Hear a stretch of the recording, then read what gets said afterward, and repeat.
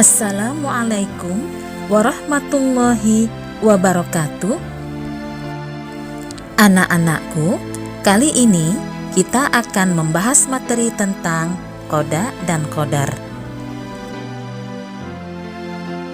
Apa qada dan qadar itu? Mengapa umat Islam wajib percaya kepada qada dan qadar? Dan bagaimana perilaku orang yang beriman kepada qada dan qadar?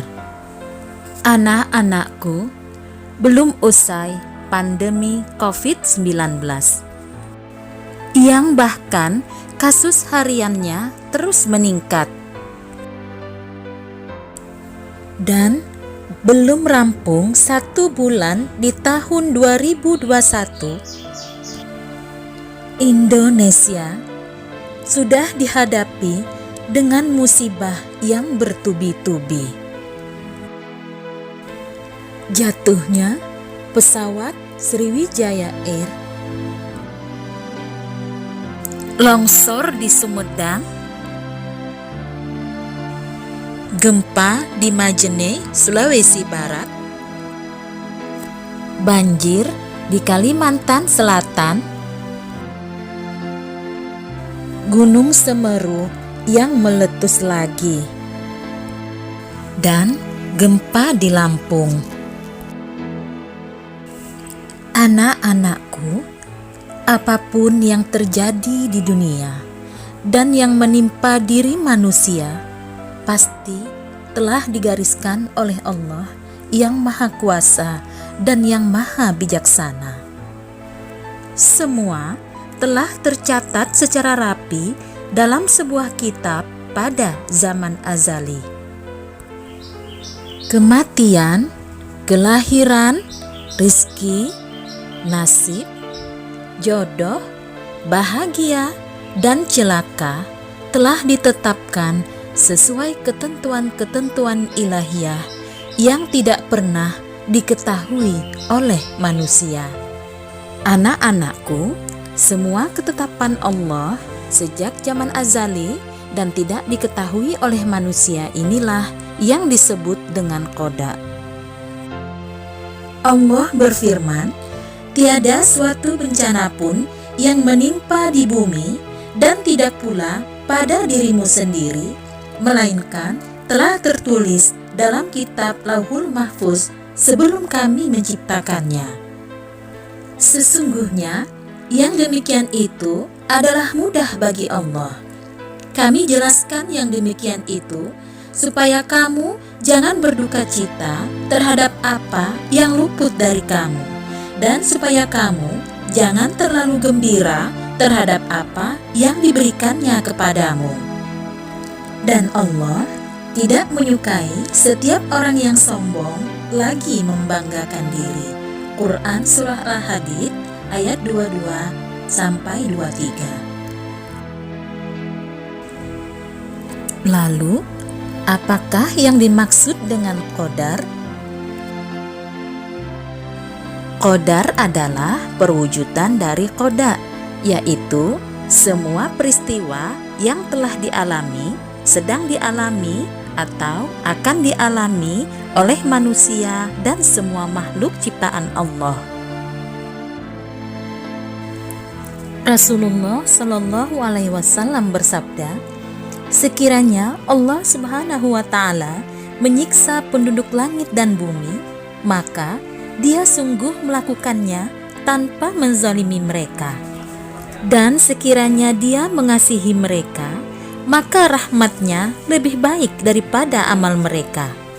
Dan sekiranya kamu memiliki emas seperti gunung Uhud atau semisalnya, lalu kamu infakkan di jalan Allah, maka Dia tidak akan menerimanya, sehingga kamu beriman terhadap qadar dan kamu mengetahui bahwa apa yang ditakdirkan menimpamu tidak akan meleset darimu, dan apa yang ditakdirkan bukan bagianmu tidak akan mengenaimu.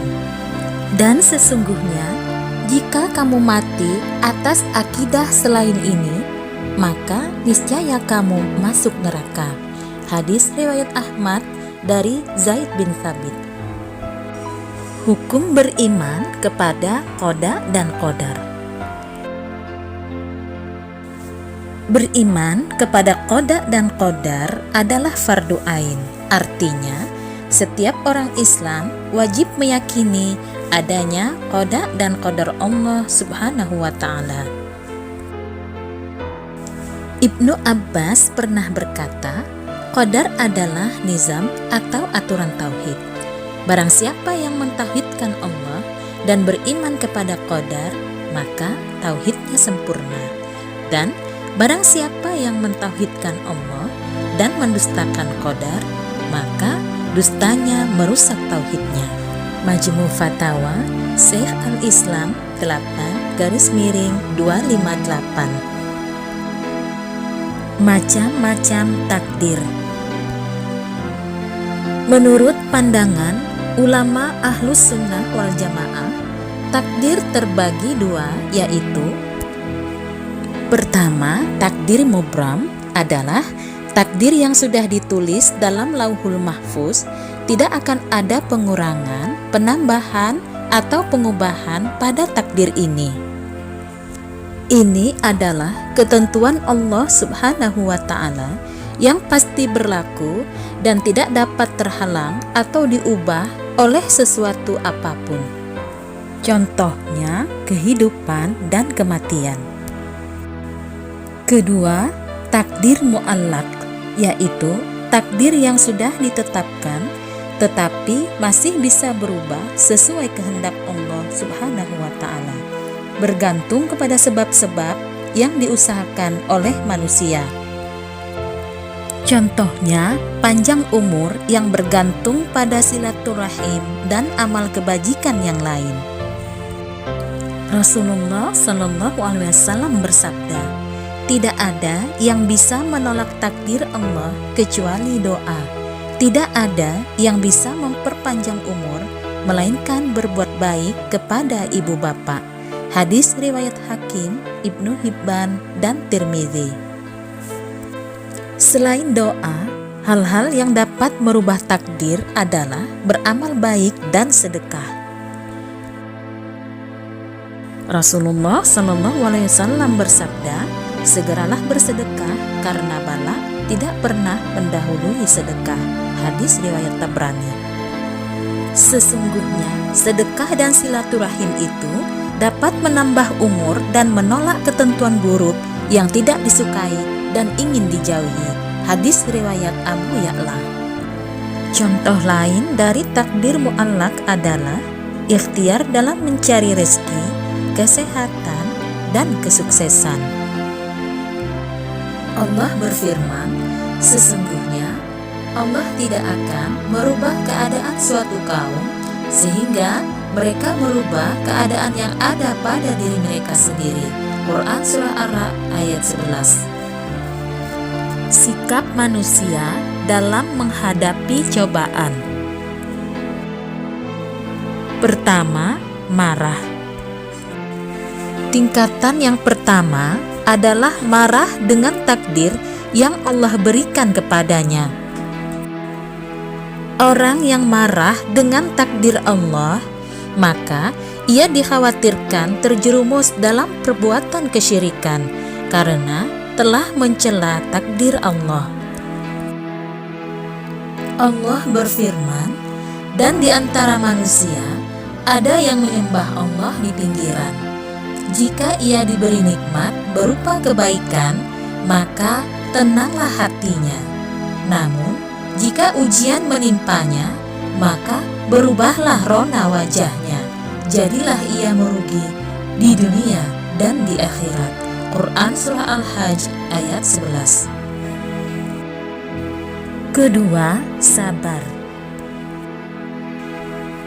Ketika seseorang merasakan beratnya takdir dan tidak suka dengan ujian yang menimpanya, ia lebih memilih bersabar dan menahan diri dari amarah. Ketiga, ridho. Orang yang ridho terhadap takdir Allah, baginya sama saja nikmat dan musibah itu, karena ia meyakini Allah yang mengatur segala urusannya. Keempat, syukur. Syukur adalah tingkatan tertinggi dan paling utama dalam menghadapi cobaan Allah. Pada hakikatnya, musibah adalah penghapus dosa dan akan menjadi tambahan kebaikan di sisi Allah Subhanahu wa Ta'ala. Rasulullah Shallallahu Alaihi Wasallam bersabda, tidaklah suatu kelelahan, sakit, kesedihan, kegundahan, bahkan tusukan duri sekalipun, kecuali akan menjadi penghapus dosa baginya. Hadis riwayat Bukhari dan Muslim.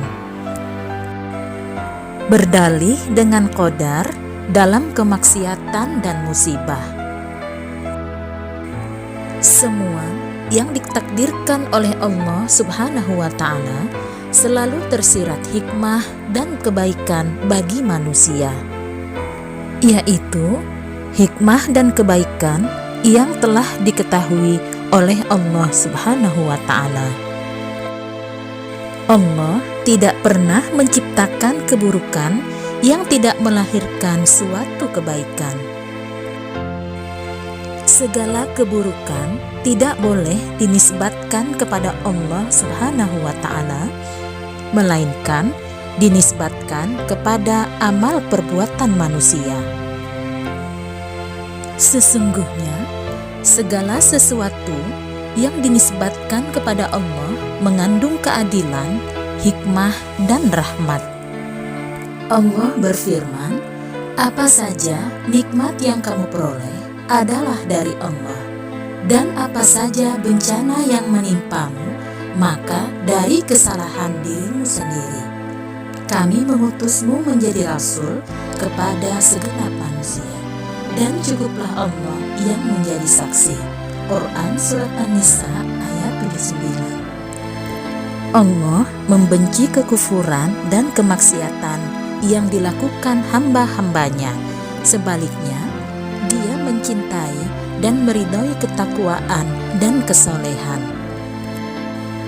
Dia juga menunjukkan dua jalan untuk hamba-hambanya, sedangkan manusia diberi akal untuk memilih salah satu jalan tersebut sesuai pilihan dan kehendaknya.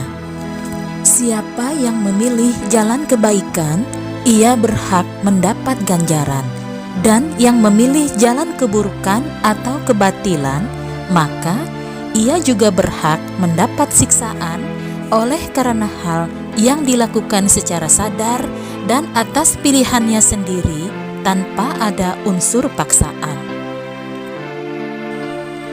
Anak-anakku, semoga Allah selalu menyelamatkan kita dalam kehidupan dunia dan kehidupan akhirat kelak. Demikianlah materi kita hari ini, semoga bermanfaat. Assalamualaikum warahmatullahi wabarakatuh.